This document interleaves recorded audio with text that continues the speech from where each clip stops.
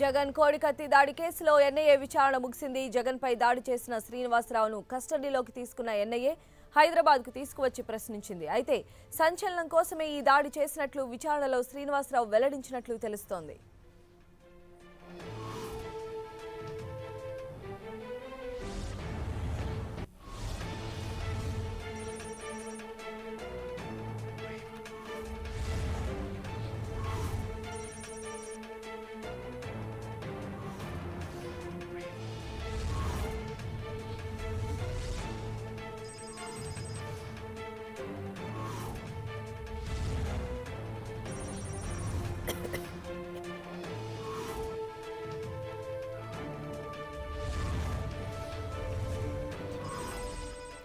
జగన్ కోడికత్తి దాడి కేసులో ఎన్ఐఏ విచారణ ముగిసింది. జగన్ పై దాడి చేసిన శ్రీనివాసరావును కస్టడీలోకి తీసుకున్న ఎన్ఐఏ హైదరాబాద్కు తీసుకువచ్చి ప్రశ్నించింది.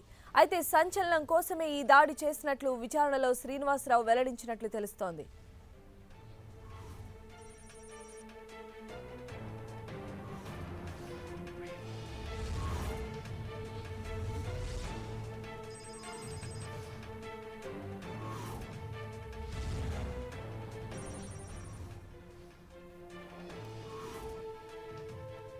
జగన్ పై కోడికత్తి దాడి కేసులో ఎన్ఐఏ విచారణ ముగిసింది. మరి శ్రీనివాసరావును రేపు కోర్టు ఎదుట హాజరుపరిచేటువంటి అవకాశాలు కూడా కనిపిస్తున్నాయి. మరి దీనికి సంబంధించినటువంటి అప్డేట్స్ మా ప్రతినిధి సునీల్ మనకు అందిస్తారు. సునీల్.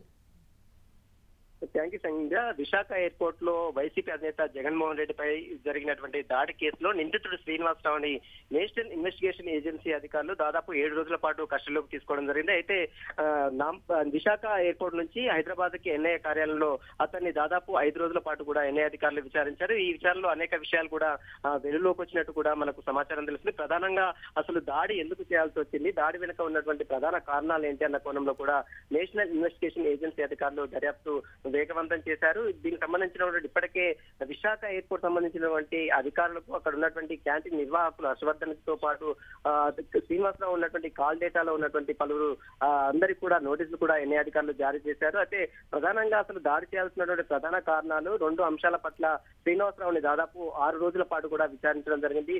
ఈ అసలు దాడి చేయాల్సినటువంటి ప్రధాన కారణం ఏంటి, దాడి వెనుక ఏవైనా రాజకీయ ప్రోద్బలం ఉందా అన్న కోణంలో ప్రధానంగా ఎన్ఐఏ అధికారులు నిందితుడు శ్రీనివాసరావు కూడా విచారణ చేపట్టడం జరిగింది. అయితే ఈ విచారణలో దాదాపు అతను సొంతంగా కేవలం సంచలనం కోసమే తాను దాడి చేసినట్లు కూడా శ్రీనివాసరావు ఎన్ఐఏ అధికారుల విచారణలో వెల్లడైనట్టు కూడా సమాచారం తెలుస్తుంది. రేపు ఉదయం విశాఖ కోర్టులో శ్రీనివాసరావుని మరొకసారి ఎన్ఐఏ అధికారులు అప్పచెప్తారు. అయితే ఎన్ఐఏ కోర్టులో ప్రవేశపెట్టిన తర్వాత రేపు కోర్టులో ప్రవేశపెట్టిన తర్వాత శ్రీనివాసరావుని మళ్ళీ విశాఖ సెంట్రల్ జైలు కి రిమాండ్ కూడా తరలిస్తుంది. అయితే మరొకసారి మరి కస్టడీలోకి తీసుకుంటారా లేదా ఇప్పటికే విచారణ పూర్తి చేసినటువంటి నేషనల్ ఇన్వెస్టిగేషన్ ఏజెన్సీ రేపు రిపోర్ట్ మొత్తం కూడా కోర్టుకు సమర్పించే అవకాశం కూడా కనబడుతుందని చెప్పవచ్చు. దీనికి సంబంధించిన ఇప్పటికే 2 తెలుగు రాష్ట్రాల్లో మాటల యుద్ధం, 2 తెలుగు రాష్ట్రాల్లో రాజకీయ నేతల మధ్య అటు వైసీపీ అటు టీడీపీ నేతల మధ్య మాటల యుద్ధం కొనసాగుతున్న నేపథ్యంలో ఇప్పుడు ఈ కేసులో అసలు నిందితులు ఎవరు, దీని వెనుక ఉన్నటువంటి అసలు దోషులు ఉన్నది మరి ఇప్పటికైనా నేషనల్ ఇన్వెస్టిగేషన్ ఏజెన్సీ రేపు కోర్టులో ప్రవేశపెడుతుందా లేదా అని మాత్రం రేపు కోర్టులో చూడాల్సిందని చెప్పవచ్చు. సంధ్య. రైట్ సునీల్.